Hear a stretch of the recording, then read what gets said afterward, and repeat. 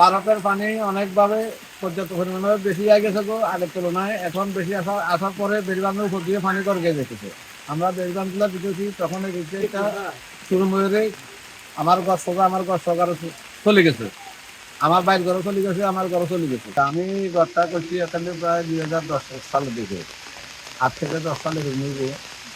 এখন আমার এই যে ঘরগুলো চলে গেছে। আমার এখানে 4টা ঘর ছিল, একটা দোকান ঘর ছিল, এটাও চলে গেছে। আমার প্রথম এটা থাকার ঘর এটাও চলে গেছে, আমার বাইর ঘরও চলে গেছে। বান্ডেল থাকলে প্রতি সেনমানিতে টাকা বাঁচবে।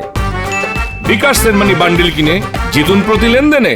এখানে আপনার পানি বেড়িবাঁধের উপর দিয়ে 1 ফুট পরিমাণে পানি উঠছে। আমরা পানির উপর দিয়ে বাঁধতেছিলাম, দোকান একটু পানি না করে আমার বাড়ি তো চলে গেছে।